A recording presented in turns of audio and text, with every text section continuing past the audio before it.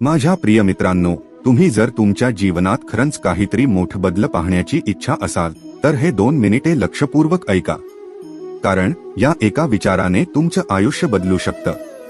हे विचार तुमच्या मनाच्या गाभ्यात एक बीज जणू रुजवतील, जे एक दिवस मोठं वृक्ष होईल. आजीच्या गावी एक सुंदर किल्ला होता. त्या किल्ल्याजवळ एक साधा माणूस आपले जीवन जगत होता. तो रोज काम करत असे, पण मनामध्ये नेहमी विचार करत असे की मी तरी कोण आहे, मी काही करू शकेन का.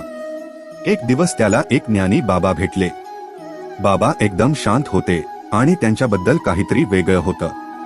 त्या साध्या बाबाचं जीवन तुंबलेलं नव्हतं, तरी तो खुश होता.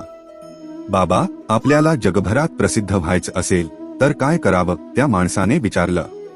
बाबांनी शांतपणे उत्तर दिलं, तुम्ही प्रसिद्ध होण्यासाठी काही करायला नको.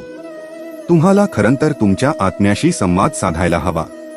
बाहेरची प्रसिद्धी म्हणजे फुलांच्या रंगाने सजलेला एक वृक्ष असतो, पण त्या वृक्षाच्या मुळाशी त्याची खरी ताकद असते. बाह्य स्वरूपापेक्षा आंतरिक शक्तीवर विश्वास ठेवा.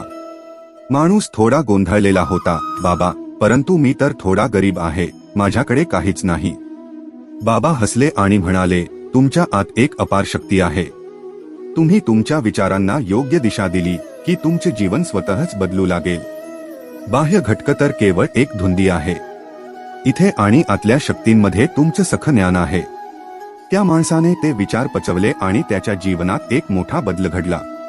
तो नेहमीच आत्मविचार करत असे आणि नवे मार्ग शोधत असे.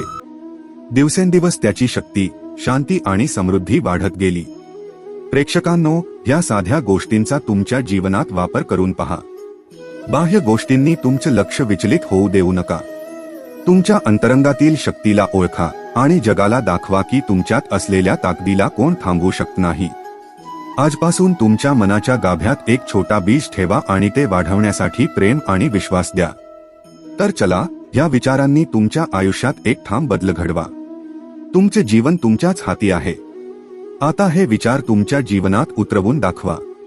तुमच्या आयुष्यातल्या परिवर्तनाच्या कहाणीला शेअर करा आणि इतरांना प्रेरित करा.